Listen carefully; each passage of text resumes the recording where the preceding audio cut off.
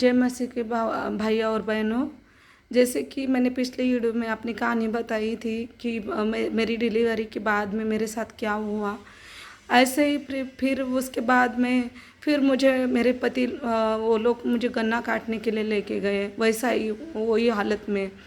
फिर उधर थोड़े दिन के बाद जैसे कि ये गांव के लोग, जैसे देवी गांव के नहीं लेकिन सभी लोग जैसे हिंदू लोग देवी देवता को मानते हैं, फिर इधर देख उधर देख करते हैं। फिर मेरे को एक भक्तिन के पास दिखाया गया कि ये लड़की मर गई, क्यों हुआ ऐसा।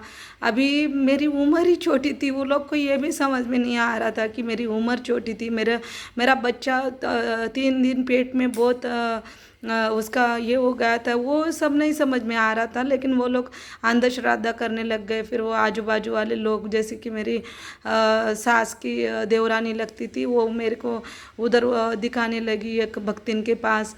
तो वो भक्तिन बोली इसके छोटीपन में ना चोटी काटी गई है, इसके लिए इसको ऐसा दोष लगाया गया है करके। फिर वो भक्तिन ने मुझे जैसे कि सर के लिए एक कांटा दिया ऐसा चांदी जैसा, और हाथ में पहनने के लिए एक कड़ा दिया, और मेरे पलों में बांधने के लिए एक चौकी दी।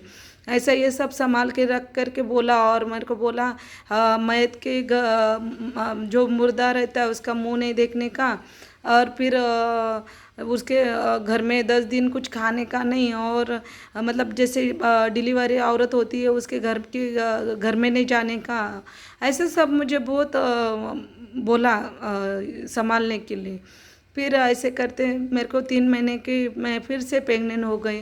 तो मेरी सास, वही सास जो जिसने मुझे दिखाया था, वही जैसे कि उसको 4 दिन का प्रॉब्लम था, तो उसने मुझे दूध दिया और मैंने चाय बना के पिया। तो उसके बाद मुझे फिर मेरे पेट में इतना तकलीफ चालू हो गया। फिर मेरे मतलब शरीर में खून चालू हो गया। फिर बच्चा पेट में ही है और मुझे बहुत ज़्यादा लहू जैसे कि वो श्री नहीं क्या 12 साल का लहू महीने का उसका बीमारी, वैसा ही मुझे बहुत सारा लहू जाता था।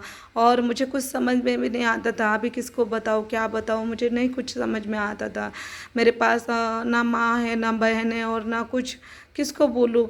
इसके लिए मैं खुद बहुत बर्दाश्त करती थी और काम करती थी। उधर गन्ना काटने का काम रहता था और सब काम करना पड़ता था। फिर पति भी ऐसा इतना बुद्धि में नहीं है कि वो मुझे अच्छे से देखे। तभी तो मुझे ये सब नहीं पता था कि बुद्धि में है कि नहीं है। मुझे इतना ही पता था कि वो मेरा पति मुझे बहुत मारता पीटता है और मेरे ऊपर बहुत जुल्म करता है, लेकिन अपनी खुद की अभिलाषा पूरी करने के लिए कुछ भी हद तक जा सकता है, इतना ही पता था। लेकिन फिर भी एक ही मैंने ख्याल में रखा था कि मेरी बहन की जो हालत हुई है वो मुझे खुद की नहीं करनी है, पति के घर पे मर जाना है, लेकिन जो रिश्तेदार लोग हैं उनके सामने गिड़गिड़ाना नहीं है, ऐसा मैंने ठान ली थी। क्यों तो मेरी बहन के साथ बहुत बड़ा हादसा हुआ था जब भी शादी हुई। तो यही सोच के मैंने ये किया। मैं ये सब अगले वीडियो में आपको बताऊंगी मेरी बहन के साथ क्या हादसा हुआ। तो फिर मैं बहुत दिन 20 दिन मेरे मतलब ऐसे ही लहू बहता रहा और मेरे पेट में बच्चा रहा। तो क्या करूँ क्या करूँ। फिर मेरे को हॉस्पिटल में बाद में आजू बाजू वाले लोग बोलने लगे पति को कि क्या तू ऐसा लड़का है, इसको इतना तकलीफ हो रहा है, इतनी लड़की ख़राब हो गई और वो तू हॉस्पिटल में नहीं देखता है। फिर वो बोला कि मेरी एक ननद लगती थी, वो उसको बोला कि तू लेके जा हॉस्पिटल में, मुझे नहीं समझ में आता है। फिर वो मेरी ननद मुझे लेके गई, उधर बताया गया कि मेरा जो गर्भ है वो आधा पहले ही निकल चुका है, खून में बह चुका है और अभी आधा ही बाकी है।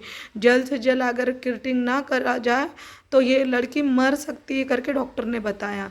तो वो घर पे आके बोला उसको, मेरे पति को, कि जल्द से जल्द इसका ऑपरेशन वो क्रिटिंग करना पड़ेगा, नहीं तो फिर डॉक्टर ने ऐसे ऐसा बोला है करके। लेकिन मेरा पति बहुत मतलब दिमाग में सच्ची में उसका ये नहीं है, तो इसके लिए वो इतना कुछ नहीं डरता था, आराम के साथ सब ये करता था। लेकिन मेरे को बहुत ज़्यादा तकलीफ होने लगी। फिर उसके बाद मेरा पति मुझे बोला चल गांव में लेके चलता हूँ, मेरी माँ उधर कुछ देखेगी करके। फिर मुझे गांव में लेके गया मेरा पति।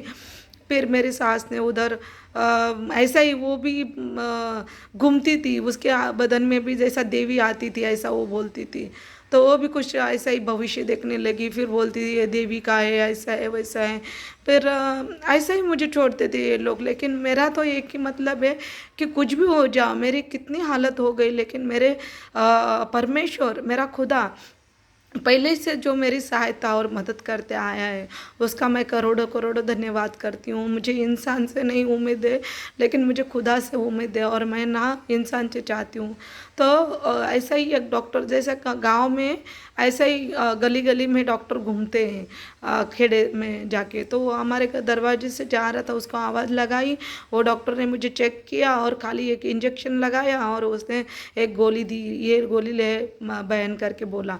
तो वो गोली लेने से तुरंत से मेरा वो गर्भ गिर गया, मतलब इतना काला हो गया था, इतना नीला पीला हो गया था उसका कलर। तो सब लोग देख के हैरान हो गए कि सच्ची में अगर ये लड़की, मतलब क्या वो बीज बाधा बोलता है, वो उससे ये बच नहीं पाती थी, लेकिन क्या कैसे ये बच गई करके ऐसे। तो वो सब होने के बाद फिर और 2 दिन रुके, और उसके बाद फिर गन्ना काटने चले गए। फिर उसके बाद बहुत सारे मेरे हँसते होते गए ज़िंदगी में। जैसे कि मेरी ननद, एक ही ननद है मुझे, और ननद को 2 बेटी है।